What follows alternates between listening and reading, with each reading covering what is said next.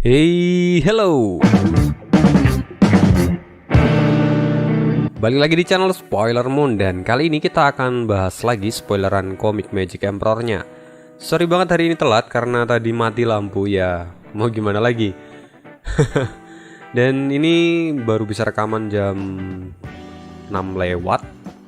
Kita akan coba untuk ngasih spoileran hari ini.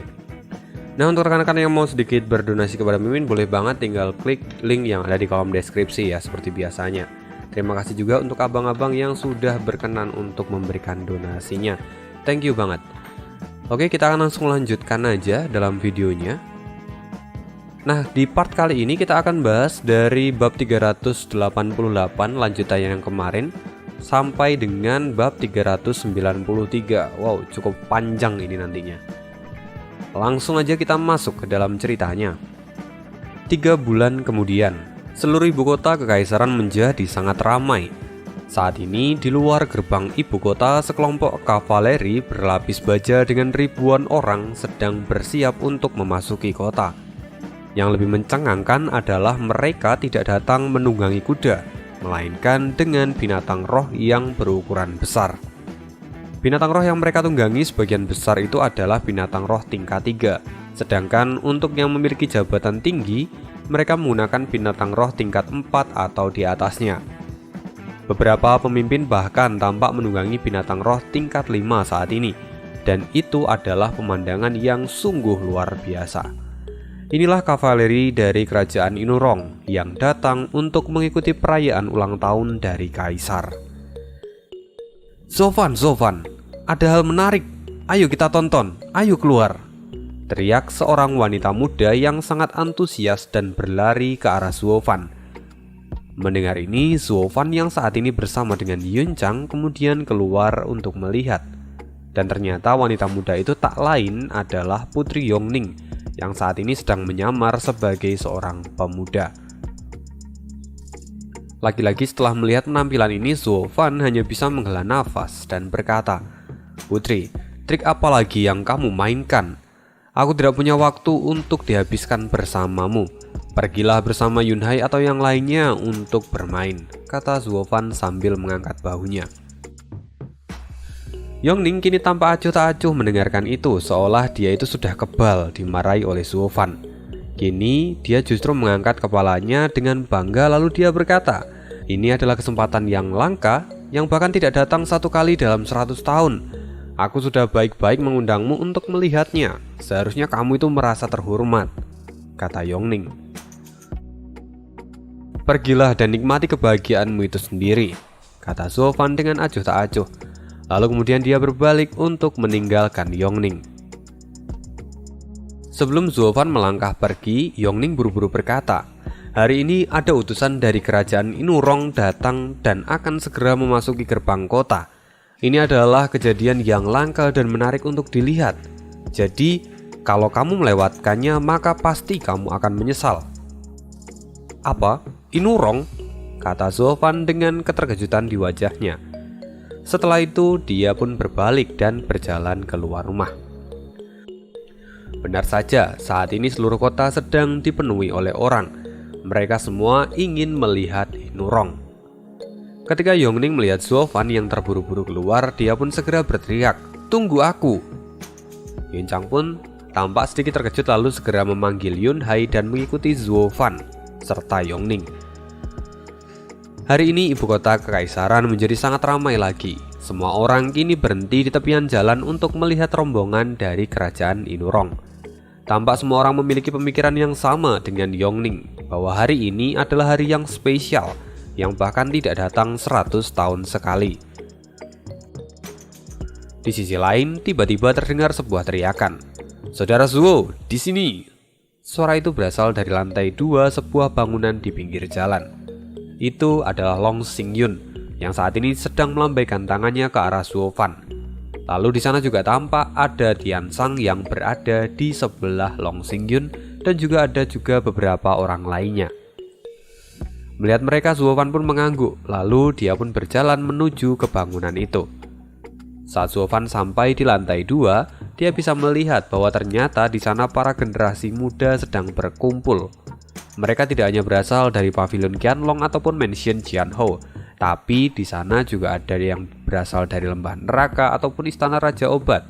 Tapi saat ini mereka sadar akan keadaan mereka, dan mereka juga tidak mencoba untuk mencari permusuhan. Apalagi saat Zuo Fan datang, regu musuh sama sekali tidak berani untuk berkutik. Mereka sama sekali tidak ingin membuat masalah di sana. Melihat situasi ini, Long Xingyun tampak tertawa terbahak-bahak. Dia sadar kalau Zuo Fan itu memang membawa dampak yang begitu besar dan mengerikan. Saudara Zuo, tempat ini menjadi tempat berkumpulnya generasi muda dari setiap pilar. Tapi tampaknya semuanya ketakutan saat kamu datang, kata Long Xingyun sambil tertawa. Lalu dia pun membawa Zuo Fan dan memberinya tempat duduk. Tian Shan kini tampak sangat tegas dan tangannya pun terlihat mengepal. Aku sangat penasaran sebanyak apa ahli yang akan datang hari ini. Aku sangat ingin bertarung melawan mereka. Semua orang kini satu pemikiran bahwa Tian Shan memang seorang penggila dari pertarungan yang sejati. Baik Long Xingyun ataupun Zuo Fan hanya bisa tertawa kering saat melihat antusias dari Tian Shan ini. Setelah itu, secara tidak sengaja Zuo Fan melihat ke bawah dan ternyata di sana ada pria muda berambut perak yang ia kenal. Lalu Zuo Fan pun berteriak, "Yanfu, kenapa kau datang kemari? Apa kau datang untuk mencariku?" kata Zuo Fan. Yanfu sedikit terkejut, lalu saat dia menyadari itu adalah Zuo Fan, dia pun berkata, Steward Zuo, saya tidak mencari Anda. Saya hanya berkeliling," katanya. Setelah itu tiba-tiba suaranya akrab juga terdengar. "Yanfu, Master dan bibiku datang kemari hari ini. Jadi mari bergabung dan nikmati secangkir teh." Pemilik dari suara itu tak lain tak bukan adalah Xiao Dandan yang kini datang bersama dengan King Chaikin dan juga pengawas Peony. Setelah itu secara tidak sadar Dandan melihat ke arah Zuo Fan dan wajahnya pun tampak memerah karena malu. "Saudara Zuo, mereka sudah sejak lama bersama. Tapi karena kamu terlalu sibuk, tampaknya kamu tidak mengetahuinya," kata Long Xingyun untuk melaporkannya pada Zuo Fan. Zuo Fan mengangkat alisnya dan menatap keduanya. Lalu Yanfu pun tiba-tiba bergidik ketakutan karena dia juga tahu kalau sebelumnya Dandan itu selalu mengejar Zuo Fan. Meskipun Zuo Fan itu selalu mengabaikan Dandan, tapi secara tidak langsung Zuo Fan itu bisa saja mengklaim kalau Dandan itu adalah miliknya. Dan jika itu terjadi, maka Yanfu sama saja dengan menyinggungnya. Sedangkan di sisi lain, pengawas Peony dapat menyadari situasi ini, lalu dia pun berkata, "Steward Zuo, kamu tidak menginginkan muridku, jadi biarkan dia memilih jalannya sendiri. Kau tidak boleh mengikatnya seumur hidup, karena itu terlalu rakus." Zuo Fan melambaikan tangannya, lalu dia pun tertawa. "Kerja bagus Yanfu." Hal ini seolah menunjukkan kalau Zuo Fan itu merestui hubungan dari Yanfu dan Dandan. Dan karena itu semua orang yang ada di sana pun akhirnya terkejut, tidak percaya dengan apa yang mereka dengar. Saat ini di dalam hati Yanfu benar-benar campur aduk. Awalnya dia pikir kalau Zuo Fan akan memarahinya, tapi ternyata tidak. Tapi dia justru mendukungnya. Karena hal inilah Yanfu pun menjadi lebih lega. Sedangkan di sisi lain Dandan juga mendengar hal ini. Dan lagi-lagi dia dipaksa untuk meminum pil pahit. Dia merasakan kekecewaan di dalam hatinya. Tidak diragukan lagi bahwa Zuo Fan memang tidak pernah menganggap Dandan di dalam hatinya. Bahkan Dandan berpikir bahwa mungkin dirinya itu hanyalah beban di mata Zuo Fan. Kini ekspresi Dandan menjadi sedih dan kecewa. Setelah itu pengawas Peony menyadari kesedihan dari muridnya itu. Lalu dia pun berteriak untuk mengutuk Zuo Fan. "Hei Zuo Fan, apa maksudmu? Apa kau sama sekali tidak memiliki perasaan pada dandanku yang manis? Apa kau tidak berperasaan?" Melihat kemarahan dari pengawas Peony, kini semua orang terdiam dan tidak berani bersuara. Setelah itu, King Chaikin segera menarik lengan dari pengawas Peony dan dia berbisik, "Ada apa denganmu? Sebelumnya, kamu pikir Zuo Fan tidak mengikhlaskan muridmu dengan orang lain dan karena itu kamu marah. Tapi saat kamu tahu kalau Zuo Fan tidak tertarik pada muridmu, kamu juga memarahinya. Apa yang kamu inginkan? Apa kamu ingin mencari gara-gara dengan Zuo Fan?" Mendengar itu pengawas Peony terdiam 1000 bahasa. dia tidak menyadari apa yang dia katakan. Dia hanya menyuarakan apa yang ada di dalam hatinya. Lalu, jika Suofan sampai marah dan memintanya untuk berduel, dia tidak akan bisa melakukannya. Lagi pula, meskipun tingkat kultivasi mereka itu sama, di tingkatan yang sama, tapi siapa yang bisa menang melawan Suofan? Membayangkan itu saja membuat wajah dari pengawas Peony menjadi suram. Setelah itu, pengawas Peony segera menarik dandan dan kemudian mengajak Yanfu untuk pergi bersamanya. Yanfu tampak ragu-ragu lalu menatap Suofan. Saat ini Suofan tersenyum dan melambaikan tangannya. Dia berkata, "Pergilah, ibu mertuamu memanggilmu. Persiapkan dirimu untuk disidang olehnya." "Diam," kata pengawas Peony sambil menatap Suofan dengan tajam. Suofan sama sekali tidak peduli dengannya. Meski dia itu cukup kesal dengan sikap dari pengawas Peony, tapi di dalam hatinya dia bahagia karena akhirnya dia bisa lepas dari dandan. Di sisi lain, Yongning menyaksikan semuanya dan kemudian bertanya pada Yuncang tentang semuanya. Lalu setelah itu tiba-tiba auman binatang roh terdengar memenuhi kota saat gerbang ibu kota kekaisaran dibuka. Perlahan getaran dari ribuan binatang roh itu terasa mengguncang meja. Kini mereka berbaris dengan rapi memasuki kota. Semua orang yang melihat rombongan ini menjadi sangat terpukau dan bahkan beberapa dari mereka juga belum pernah melihat binatang roh tingkat 5 ini. Jadi ini adalah momen yang sangat mengagumkan untuk mereka semua. Semua orang yang tadinya berisik kini berubah menjadi sunyi. Baik Suofan ataupun yang lainnya kini fokus melihat ke arah depan. Di antara mereka semua, beberapa orang laki-laki dan perempuan kini tampak menunggangi binatang roh tingkat 5. Momentum ini bahkan dapat membuat beberapa orang sampai terjatuh karena merasa kagum. Belum lagi, di kekaisaran sendiri belum pernah terjadi hal seperti ini sebelumnya. Setelah meminum segelas air, mata Long Xingyun kini berbinar saat dia melihat pasukan itu. Wow, ada wanita cantik. Dia pasti salah satu putri kerajaan Inurong. Semua wanita yang ada di sekitarnya pun memutar kepala mereka dan memelototi Long Xingyun. Di sisi lain, Tiansang justru lebih tertarik pada kekuatan tempur mereka dan ingin sekali dia melawan mereka. Ini juga membuat orang-orang yang ada di sana memelototinya. Kemudian Long Xingyun juga memperingatkan supaya Tiansang tidak berbuat yang tidak-tidak. Karena bisa saja apa yang dia lakukan itu menjadi pemicu terjadinya perang. Kini mereka masih terus ngobrol, sedangkan Suofan saat ini mengamati barisan dari kekuatan Inurong. Saat ini mereka dipimpin oleh 3 ahli di ranah surga yang mendalam. Dan selain itu ada 3 ahli juga di ranah visi dewa yang mengendarai binatang roh tingkat 5. Sedangkan yang lainnya ada sekitar 1000 pasukan dari ranah penempaan tulang bersama dengan 1000 binatang roh tingkat 3. Kini Suofan tampak menyipitkan matanya dan merasakan sebuah kejanggalan. Jika kekuatan mereka hanya sebanyak ini, maka bagaimana mungkin mereka bisa mengancam keluarga Luo? Kalau kita ingat lagi dulu, Suofan bahkan pernah membantai ribuan orang di ranah penempaan tulang, bahkan di ranah surga yang mendalam. Lantas kalau hanya sebanyak ini, bagaimana mungkin mereka bisa mengalahkan keluarga Luo? "Suofan, apa yang kamu lihat?" kata Yongning yang kini menatap Suofan. "Ada yang aneh," kata Suofan dengan suara lirih. "Apa yang aneh?" kata Yongning yang terlihat semakin bingung. "Itulah yang aneh, karena jika itu mudah untuk terlihat, maka itu tidak aneh. Dan aku tidak perlu memperhatikannya, bodoh," kata Suofan yang kemudian memutar kepalanya. Mendengar hal ini, pipi dari Yongning pun menjadi merah dan jejak kemarahan muncul di matanya.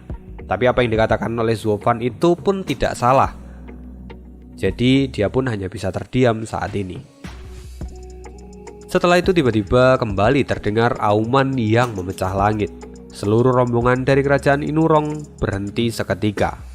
Lantas Suofan dan yang lainnya segera melihat ke depan dan terlihat di sana ada seorang pria berbadan kekar dan menunggangi binatang roh tingkat 5 yang tampak marah. Di depan orang itu ada seorang anak kecil yang jatuh di tengah jalan dan kini dia tampak menangis. Lalu setelah beberapa saat, seorang pria tua berlari ke tengah jalan dan menghampiri anak itu. Dia kemudian segera berbalik dan membungkuk pada semua rombongan itu. Dia segera berkata, "Maafkan cucu saya yang ceroboh. Saya benar-benar minta maaf. Izinkan kami berdua untuk kembali," kata orang tua itu. Seorang wanita yang kini berada di atas binatang roh tingkat 5 kemudian berkata dengan lembut, "Tidak apa-apa, Pak Tua. Silakan," sambil melambaikan tangannya. Tapi sebelum itu, pria bertubuh kekar itu terlihat menyeringai dan dia berkata, "Aku tidak menyangka kalau rakyat kekaisaran ini begitu tidak senonoh, bahkan tidak memberikan hormat pada jenderal kerajaan Inurong. Jika kalian para semut ini berani bertingkah di depan seorang jenderal, maka aku pun bisa bertindak serupa. Jika kedua belah pihak akhirnya berperang, apakah kau berani untuk menanggungnya, Pak Tua?" Mendengar hal ini, Zovan bergumam, "Cih, orang ini terlalu banyak gaya. Jika memang dia ingin memulai perang, kenapa dia harus menunggu sampai saat seperti ini? Cih, bodoh," kata Zovan dengan ekspresi jijik. Yongning yang mendengarnya pun setuju, lalu dia kemudian menganggukkan kepala dan tertawa. Namun sayangnya, Pak Tua itu sekarang sudah sangat ketakutan. Dia telah melakukan kesalahan dan mungkin itu bisa mengakibatkan malapetaka bagi semua orang. Karena itu dia pun menangis dan segera memohon, "Tuanku, tolong maafkan kami. Ini semua tidak sengaja. Tolong untuk tidak diperbesar," kata orang tua itu. Lalu pria berbadan kekar ini tertawa lagi ketika melihat orang tua itu ketakutan. Sedangkan sang wanita kini memelototinya dan kemudian memarahinya. "Calahan, berhenti membuat masalah," katanya. "Hahaha, Nona jangan khawatir, aku hanya ingin sedikit bersenang-senang dengan mereka. Lagi pula ini tidak akan mempengaruhi apapun," kata pria berbadan kekar itu. Lalu pria itu pun menatap orang tua yang kini ketakutan dan berkata, "Baiklah, aku juga tidak ingin membuat masalah dengan kekaisaran. Jadi mari kita selesaikan ini dengan damai. Sepertinya binatang rohku saat ini sedang kelaparan setelah perjalanan panjang. Sungguh malang dia. Maka sebagai bayaran akan kesalahan kalian, berikan cucumu maju dan biarkan dia menjadi makanan untuk binatang rohku." Begitu sang kakek mendengar ini, dia sangat terkejut karena siapa yang mau memberikan darah dagingnya untuk menjadi makanan dari binatang roh. Tapi jika dia tidak mau, maka masalah itu mungkin akan menjadi semakin besar. Laki-laki tua itu menjadi semakin dilema saat ini. Sedangkan wanita yang ada di samping pria bertubuh kekar itu segera berkata dengan marah, "Calahan, lepaskan saja mereka. Jangan melangkah terlalu jauh." "Nona tidak perlu khawatir, ini bukan masalah besar," kata Calahan.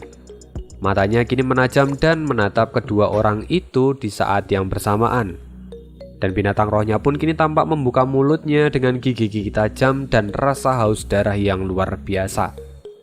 Sedangkan di sisi lain, Tiansang tampak terbakar emosi. Sialan, dia benar-benar sudah keterlaluan. Berani-beraninya dia bersikap sombong di depan kekaisaran kita, kata Tiansang sambil menggebrak meja. Tapi Long Xingyun segera menenangkannya. "Sabarlah saudaraku. Saat ini para penjaga pun sedang mengawasi kejadian ini, tapi mereka sama sekali tidak mengambil tindakan. Jadi kita tidak boleh bertindak terlalu gegabah dan menimbulkan masalah." "Oh, jadi hanya segini nyali dari Mansion Jianhou," kata Yongning sambil mencibir. Dia merasa kesal karena Long Xingyun itu ternyata bahkan lebih penakut daripada seekor kelinci. "Zovan, ayo maju dan ajari mereka," kata Yongning dengan penuh semangat. Setelah itu Zovan pun berkata, "Jika kamu ingin pergi maka pergilah. Aku terlalu malas untuk melakukan itu," kata Zovan dengan acuh tak acuh. "Lagi pula, kamu juga selalu mengatakan kalau keluarga kekaisaran itu dapat melakukan apapun. Jadi, bisakah kamu mengaturnya saat ini? Menjadi terlalu sombong tidaklah terlalu baik. Bukankah begitu, Dandan?" kata Zovan. Itu kenapa kamu menggigitnya lagi?" kata Dandan yang kemudian pipinya pun menjadi memerah. Begitupun Yanfu, tentunya kamu masih ingat semuanya, kata Suofan sambil tersenyum. Benar, saya dulu telah melakukan kesombongan sebelum memasuki keluarga Luo. Tapi sekarang, saya sudah menyadarinya dan berubah, kata Yanfu sambil menundukkan kepalanya. Dan begitulah putri, kesombongan tidak akan melahirkan kebaikan. Jadi, jangan menjadi terlalu percaya diri. Biarkan semuanya berjalan sesuai dengan alurnya. Karena jika terlalu banyak ikut campur, maka bukan tidak mungkin semuanya akan terulang, kata Suofan.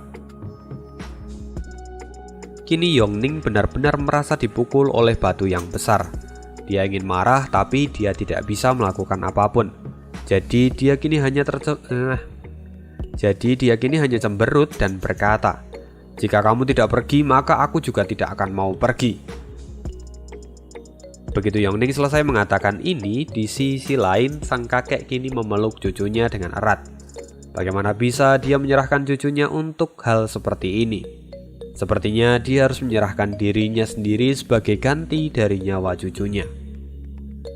Lalu tiba-tiba suara terdengar. "Kalian adalah para tamu terhormat, maka bersikaplah layaknya tamu," kata Suang Er yang tiba-tiba berdiri di depan kakek dan cucunya sambil menatap tajam ke arah pria berbadan besar itu. Mendengar suara yang familiar ini, Suofan segera menoleh dan menghela nafas panjang. Kenapa? Karena orang ini selalu bersikap seperti superhero. Dia perlahan membuat Suofan merasa sangat jengkel. Hingga saat sebuah ide tiba-tiba muncul di dalam kepala Suofan, dan senyuman di sudut mulut Suofan pun akhirnya mekar. Ini adalah saat untuk mencoba kekuatan dari kerajaan Inurong, pikir Suofan.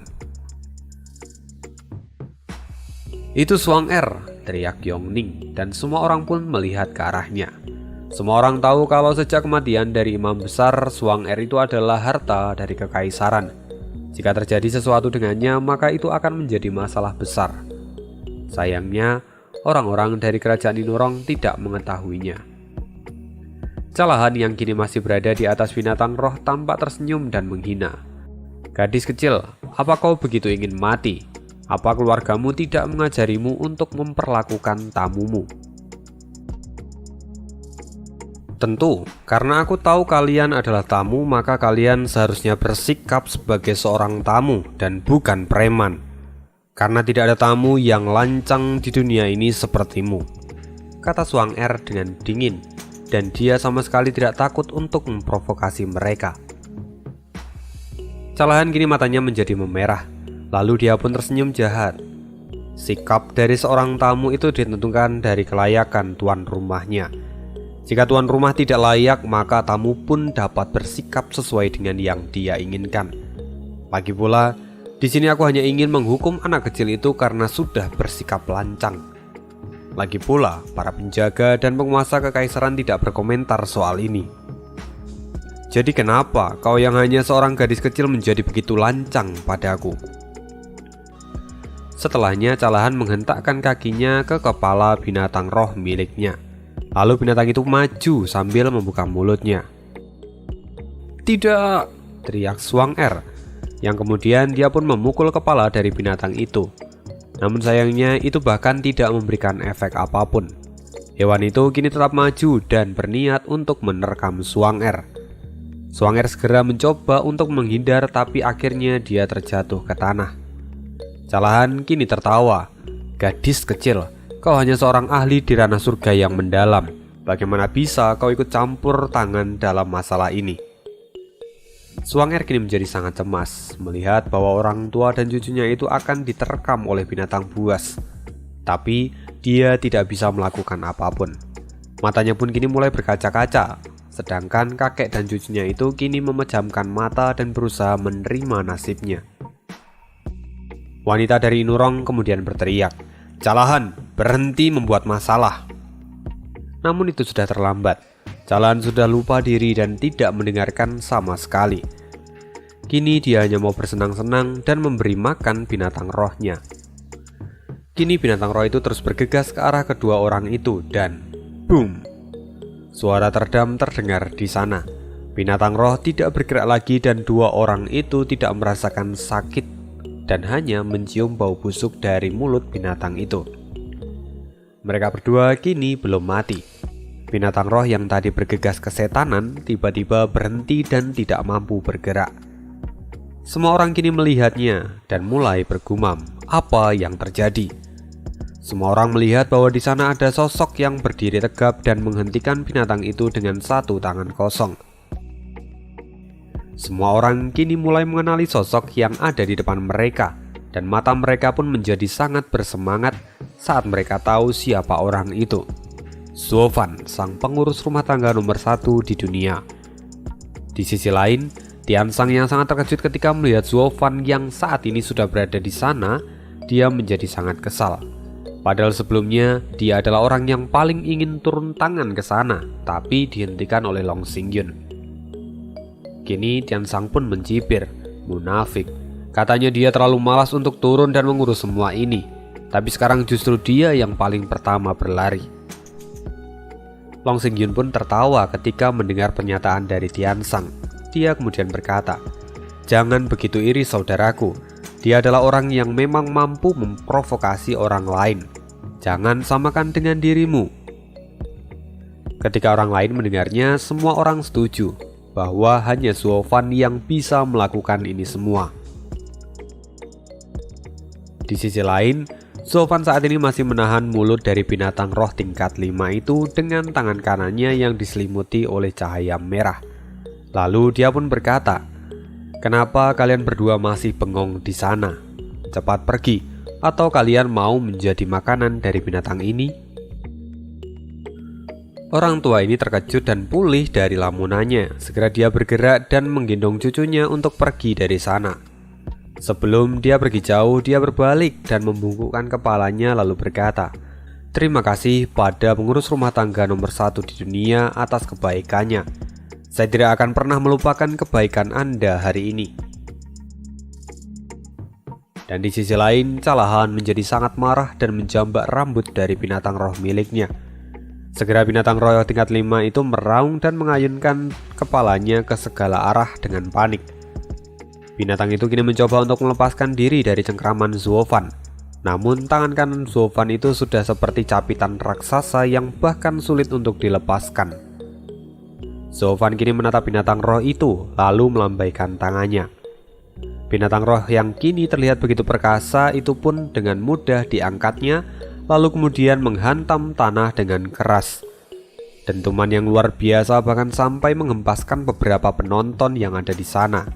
Kini binatang ini pun menerima nasib yang buruk karena dia tidak bisa menahan, lalu akhirnya dia pun pingsan. Callahan sebelumnya telah melarikan diri sebelum binatang roh itu dibanting oleh Suofan. Karena itu Callahan pun selamat. Kini dia menatap Suofan dengan penuh kemarahan serta keheranan. Dia seolah tidak percaya dengan apa yang dia lihat itu, karena Suofan bahkan mampu menghentikan serangan binatang roh miliknya dengan satu tangan. Selain itu, dia juga bahkan mengalahkannya dalam satu pukulan. Kini semua orang dari kerajaan Ninurong pun menatap Suofan dengan tatapan ngeri serta ketakutan. "Hidup pengurus rumah tangga nomor 1 di dunia!" teriak salah satu penonton yang ada di sana. Setelah itu, orang-orang mulai menjadi riuh dan meneriakkan nama Suofan. Mereka semua berniat untuk memuji Suofan. Semua orang dari kerajaan Ninurong kini menatapnya dengan takjub. Tapi mereka juga sangat curiga pada Suofan. Mereka mulai berpikir bahwa semua yang terjadi ini sangatlah aneh. Karena bagaimana bisa seorang pengurus rumah tangga bisa menjadi sekuat ini? Lantas, bagaimana dengan patriark ataupun tetua yang lainnya? Pikir mereka. Kini mereka mulai meragukan kemampuan dari mata-mata yang mereka kirimkan. Karena sebelumnya mereka sama sekali tidak pernah mendapatkan informasi tentang Suofan seperti ini. Lalu di sisi lain, Suofan berjalan ke arah Suang-er. Suang-er yang melihat Suofan langsung tersenyum. Dia tahu bahwa apapun itu, jika Suofan sudah muncul, maka semuanya akan berubah menjadi mudah. Kini hati Suang-er berubah menjadi jauh lebih tenang. "Steward Zuo!" teriak seorang gadis yang tiba-tiba keluar dari dalam kerumunan. Itu adalah Yongning yang saat ini menarik tangan Yan Fu. Dia kemudian berjalan ke arah Zuovan dan meminta maaf. "Steward Zuo, maafkan aku karena aku keasikan membeli barang sampai meninggalkan Anda. Meski ini sedikit terlambat, tapi kami mencoba yang terbaik sebagai budak Anda. Tolong jangan marah." Zuovan terkejut dengan ucapan dari Yongning. Tapi setelah Yongning mengedipkan matanya, dia menyadari semuanya, lalu dia pun tertawa terbahak-bahak. Zuovan tahu benar bahwa anak ini sungguh menghabiskan banyak waktu untuk bersandiwara. Dia juga pandai dalam melarikan diri dari istana. Jadi Yongning sudah terbiasa dengan semua ini. Bahkan dia bisa menemukan ide seperti ini dengan begitu cepat. Di sisi lain, semua orang dari kerajaan Inurong bahkan lebih terkejut. Karena mereka bisa tahu kalau dua orang yang barusan datang memiliki kultivasi yang cukup tinggi. Tapi mereka hanyalah budak. Bukankah itu terlalu luar biasa, pikir mereka semua. Jika seorang budak memiliki tingkatan seperti itu di usia yang semuda ini, lantas bagaimana dengan para tetua dan patriark yang ada di sana? Bukankah itu seperti omong kosong? Bagaimana mata-mata mereka itu bisa memberikan informasi yang begitu menyesatkan seperti ini? Kini keraguan mulai muncul di wajah mereka. Dan ini adalah pukulan keras untuk orang-orang dari kerajaan Inurong. Meski mereka tahu kalau kekaisaran itu memiliki naga dan singa yang tersembunyi, tapi siapa yang menyangka kalau mereka bahkan lebih mengerikan daripada itu semua? Itulah yang saat ini mereka pikirkan. Kini mereka semua menyadari bahwa Calahan yang adalah salah satu kekuatan dari Inurong pun bahkan mungkin tidak mampu melawan Zuovan, yang mana saat ini Zuovan hanya berada di tahap 3 ranah surga yang mendalam. Lalu, bagaimana dengan para petingginya? Kini mereka mulai malu dan kehilangan kearogansian mereka. Kini mereka sudah seperti badut yang gagal pentas di atas panggung. Sungguh konyol. Di sisi lain, semua penonton melihat ini merasa Zuovan itu sungguh luar biasa. Bahwa hanya dengan satu pukulan saja dia bisa membuat mental musuh hancur berkeping-keping. Bahkan mereka sampai kehilangan rombongan. Ini membuat semua orang semakin mengagumi Zuovan. Setelah itu Zuovan tampak tersenyum dan dia berkata, "Baiklah, kalau kita tetap di sini maka kita hanya akan buang-buang waktu. Jadi mari pergi." Zuovan perlahan berjalan menuju ke arah penonton. Tapi sebelum itu, Calahan segera mengepalkan tinjunya dan berkata, "Saya gegabah dan terlalu terbawa emosi. Saya harap Steward Zuo mau memaafkan saya." Semua orang menatap Calahan dengan jijik. Mereka benar-benar kesal pada orang ini karena kesombongannya. Namun, Zuovan tidak. Dia sama sekali tidak menganggap Calahan dan kemudian berbalik untuk melihat Suang-er. "Kenapa kamu masih bengong di sana? Apa kamu tidak mau ikut berbelanja dengan kami?" kata Zuovan dengan santai. Itu benar-benar memalukan. Seorang jenderal sudah merendahkan dirinya untuk meminta maaf, tapi sama sekali itu tidak dianggap. Calahan pun menjadi semakin marah dan dia mengepalkan tangannya dengan erat. Kini matanya pun hanya menatap Zuovan dengan penuh amarah. Sedangkan Yongning yang mengamati ini semua kemudian dia berkata dengan wajah polos, "Steward Zuo, jalan tampaknya begitu padat hari ini. Kini mereka dipenuhi oleh orang-orang ini. Lalu bagaimana kita bisa berbelanja?" Zuovan pun sedikit kebingungan dengan ucapan dari Yongning. Tapi saat dia melihat bola mata Yongning itu benar-benar dipenuhi dengan energi kelicikan. Tapi apa yang diusulkan oleh Yongning ini memang menarik. Dia bisa melakukan sedikit gertakan lagi berkat permintaannya yang konyol ini. Selain itu, Zuovan sebenarnya tidak menyangka bahwa ternyata Yongning ini memiliki kepandaian yang selalu ia sembunyikan. Kurang lebih Yongning itu seperti Yu Wencong yang selalu bertindak dengan polos. Tapi sebenarnya semua tindakannya itu memiliki makna yang dalam.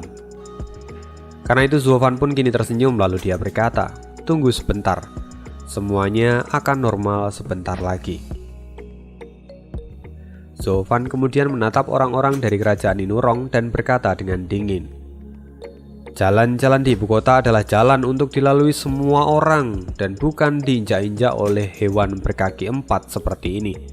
Sekarang lebih baik kalian tidak menghalangi jalanku dan singkirkan semua hewan bau itu." Apa katamu?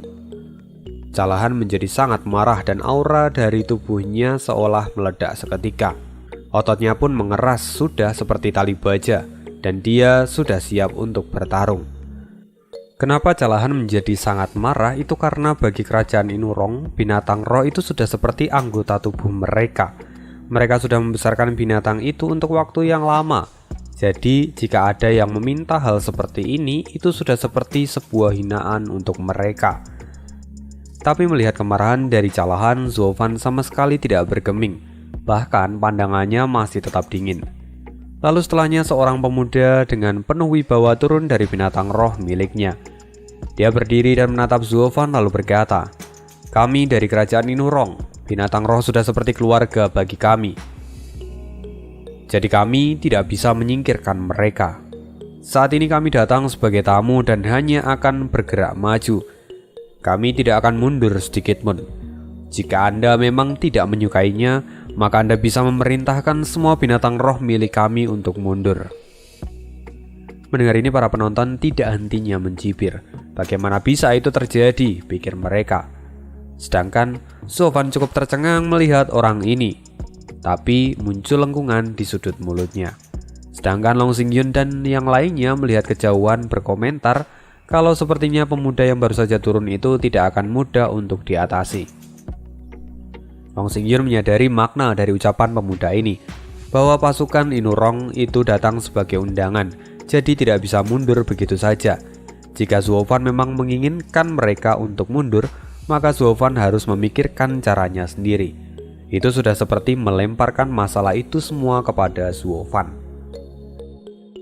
Di sisi lain, Zulfan juga menyadari bahwa jika dia tidak mengeluarkan semua binatang roh itu, maka itu akan membuatnya kehilangan muka. Tapi memangnya siapa yang bisa memerintahkan ribuan binatang roh yang sudah menjalin kontrak?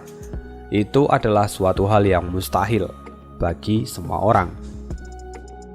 Kini semua pasukan dari Inurong tersenyum merasakan kemenangan mereka. Di sisi lain, Long Xingyun berkomentar, "Siapa sebenarnya orang ini? Dia jenius dalam taktik berperang." Yunhai kini tampak bersemangat dan dia pun mengangguk. Benar, orang ini sungguh jenius dan sepertinya sudah sering berada di dalam medan pertempuran. "Penglihatanmu memang bagus, adikku." Sebuah tawa terdengar dari belakang mereka. Ternyata itu adalah Du Gufeng yang saat ini sedang berjalan ke arah mereka. "Sebelumnya aku sudah menunggu orang-orang dari Inurong itu di depan kediaman Kaisar, tapi mereka tak kunjung datang.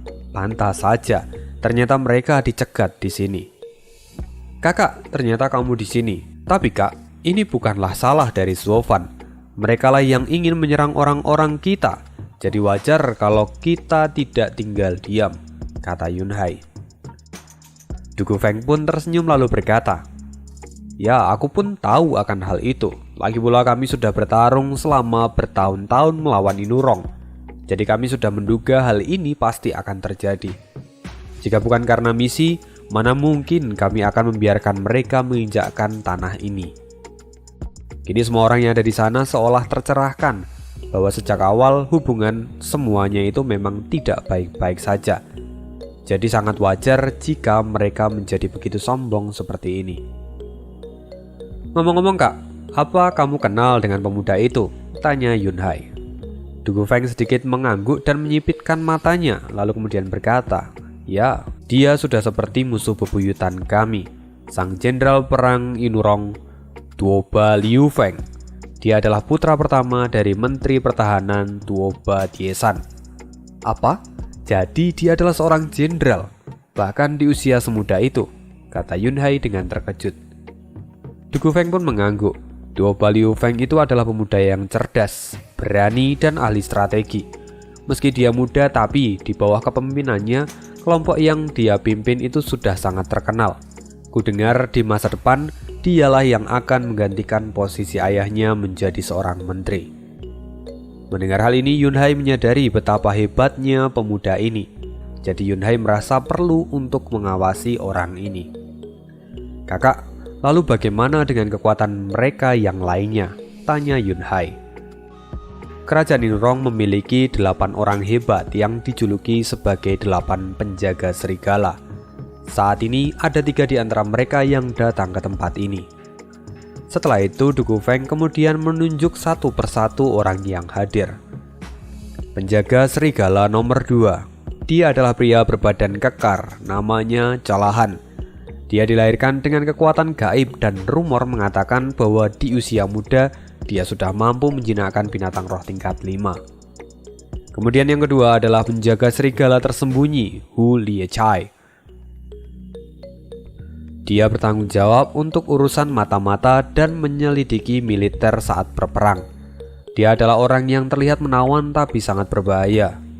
Dan yang terakhir itu adalah pengawal serigala yang dijuluki penembak jitu. Dia berada di tingkat ketiga, Zhen Bei. Mereka adalah orang-orang berbakat yang memiliki binatang roh tingkat 6 dan bahkan sebelumnya mereka mampu melukai ayah angkat. Apa? Ayah angkat yang berada di tingkat 6 ranah visi dewa pun terluka oleh mereka? Yunhai benar-benar dibuat terkejut sampai lupa bernafas.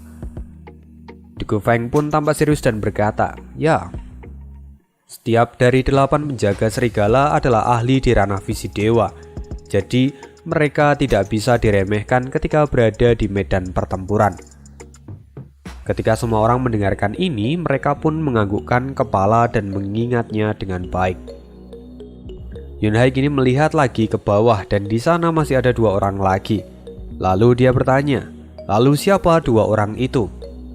Du Gufeng kemudian menarik nafas dalam-dalam dan berkata, "Itu adalah Gurong dan Han Diemo. Mereka setara seperti Perdana Menteri Zhuge Changfeng. Keduanya juga merupakan orang penting." Semua orang terkejut. Bagaimana bisa mereka mengirimkan orang-orang nomor 1 mereka ke wilayah musuh begitu saja? Du Gufeng menghela nafas dan kemudian dia berkata, "Inurong berbeda dengan kekaisaran. Meski kita memiliki 4 penjaga yang menopang kekaisaran, tapi pada dasarnya keempat penjaga ini tidak saling mempercayai satu sama lain. Sama seperti Menteri Zhuge dan Ayah, sebelumnya kita sudah pernah memiliki rencana untuk pergi ke Inurong dan membahas perdamaian. Namun itu tidak pernah terjadi. Apa kamu tahu kenapa? Itu karena Menteri Zhuge tidak bisa mempercayakan nyawanya pada Menteri Dugu," kata mereka. Benar, meskipun tidak akan mungkin ayah angkat melakukan hal yang tidak perlu. Sedangkan kerajaan Inurong itu berbeda. Mereka memiliki hubungan yang baik antara satu dengan yang lainnya. Jadi mereka pun berani mempercayakan orang-orang penting mereka pada ke-8 penjaga serigala itu. Selain itu, pasukan musuh juga sudah bersiap di perbatasan. Jadi apabila kita mengkhianati kerajaan Inurong, maka mereka akan langsung menyerang perbatasan kekaisaran. Mendengar hal ini, semua orang terdiam dan menyadari betapa rumitnya semua ini. Ya jujur, aneh juga pusing translate-nya. Jadi kalau ada yang mau support boleh ya klik link yang di kolom deskripsi. "Lantas siapa wanita cantik itu?" kata Long Xingyun sambil menunjuk salah satu wanita yang ada di sana. Dia adalah satu-satunya putri dari Tuoba Tiesan. Dia adalah saudara perempuan Tuoba Liu Feng. Namanya adalah Tuoba Lian-er. Dia terkenal karena kecantikannya dan kemampuan yang unik untuk mengendalikan binatang buas. Meski begitu, aku belum pernah melihatnya terjun ke medan perang. Jadi aku tidak bisa mengatakan lagi kemampuannya yang lain, kata Du Gufeng. Nah, Lian-er itu adalah cewek yang Zofan temui di Gunung Raja Binatang, kalau misalnya kalian ingat-ingat. Lanjut. "Andai aku bisa berbincang dengannya, mungkin aku bisa menikahinya dan kemudian hubungan antara kekaisaran dan juga kerajaan Inurong mungkin akan menjadi lebih baik," kata Long Xingyun dengan wajah mesumnya. Mendengar ini, semua wanita yang ada di sana menatap Long Xingyun dengan tatapan jijik. "Saudara Long, selama kamu tidak jatuh ke dalam pesona wanita, aku yakin kamu pasti akan selamat di masa depan. Karena bahkan wanita bisa menjadikan kecantikannya sebagai wajah. Saya harap Anda lebih berhati-hati," kata Du Gufeng. Mendengar itu, Long Xingyun pun hanya bisa mencibir. Tidak perlu khawatir, karena meskipun mawar berduri, kecantikannya masih tetap bisa dinikmati, kata Long Xingyun sambil menatap Lian-er. Tidak ada lagi yang bisa mereka katakan. Saat ini otak Long Xingyun memang sudah rusak, jadi tidak ada alasan untuk menjelaskannya lebih jauh. Di sisi lain, saat ini Zuofan menatap Liu Feng dengan cermat. Ya, di sini aneh singkat ya. Namanya Tauban Liu Feng susah, jadi singkat jadi Liu Feng. Kini Zuofan menatapnya dengan cermat lalu perlahan tersenyum. Aku sudah memintamu untuk mundur secara terhormat karena kalian adalah tamu kami. Tapi sepertinya kalian lebih memilih untuk kehilangan muka kalian. Haruskah aku melakukannya? Kata Zuofan dengan penuh percaya diri. Silakan saja jika memang Anda mampu, kata Liu Feng sambil tertawa. Zuofan menatap semua binatang roh itu dengan dingin, lalu sudut mulutnya perlahan terangkat dan menjadi semakin lebar. Melihat hal ini, Liu Feng bisa merasakan firasat yang buruk tentang hal ini, tapi dia tidak yakin apakah Zuofan memang bisa melakukan itu atau tidak. Lalu tiba-tiba cahaya biru muncul di mata Zuofan, dan suara gemuruh langsung meledak di telinga.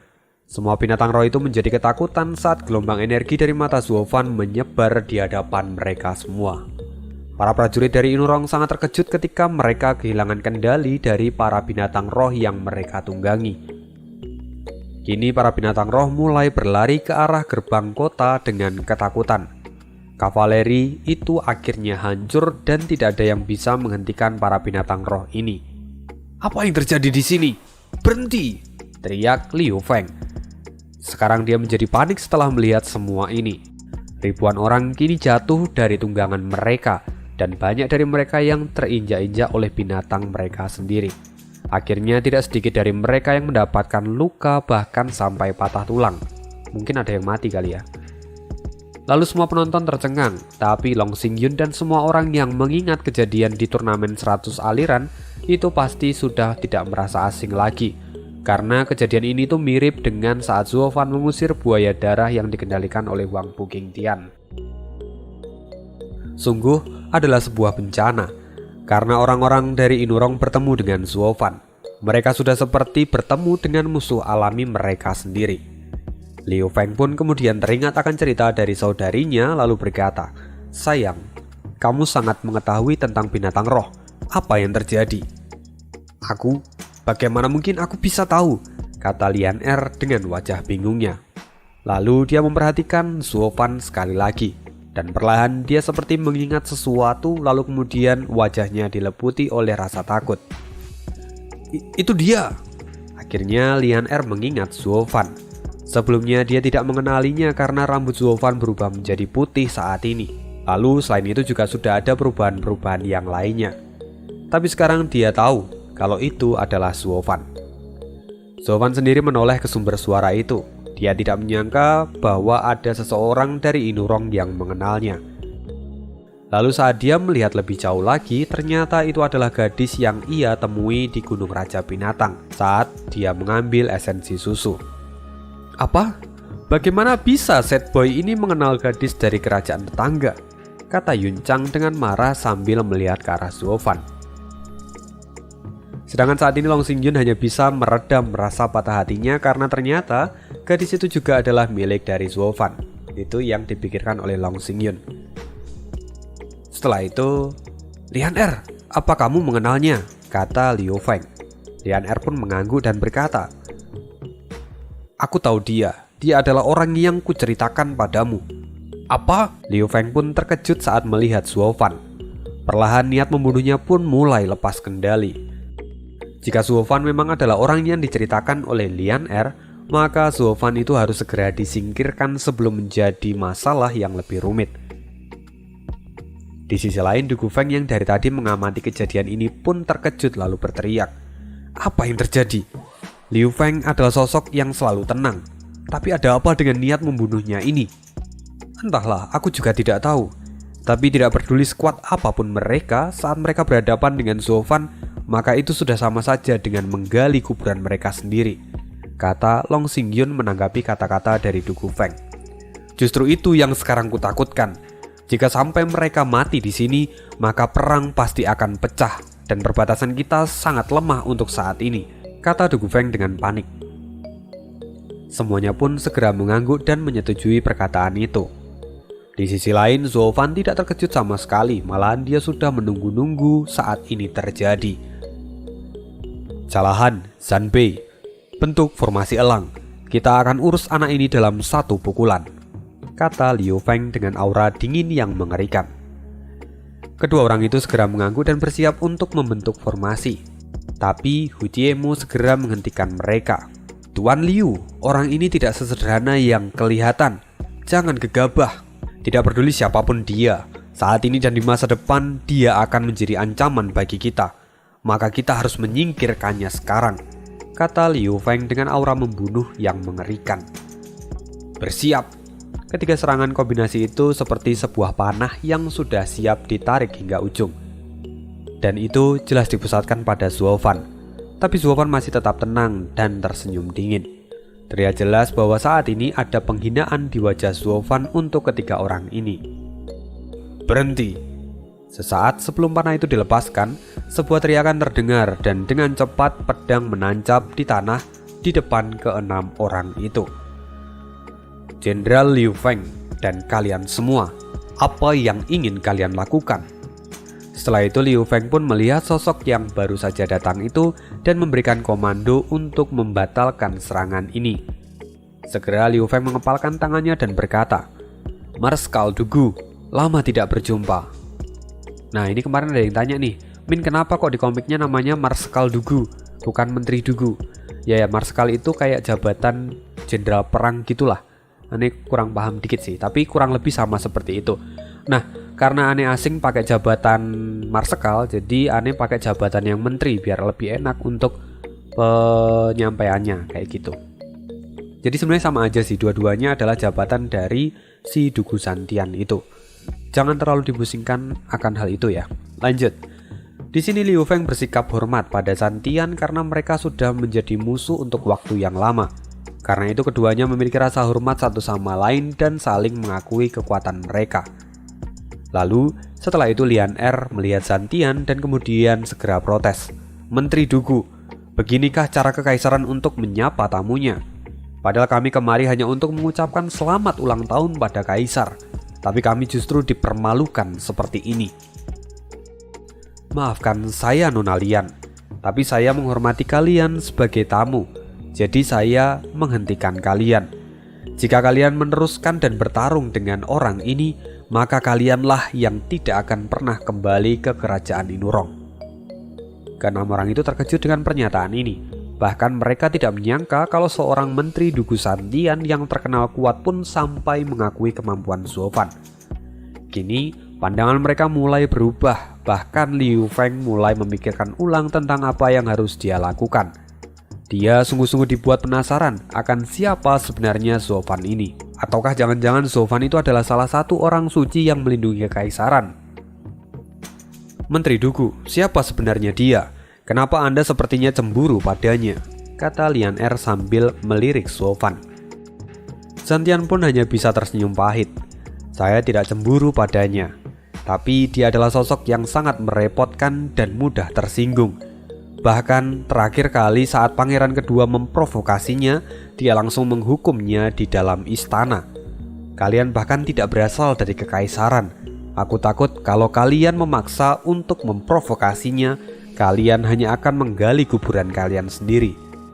Ini akan menjadi awal mula perpecahan jika dilanjutkan.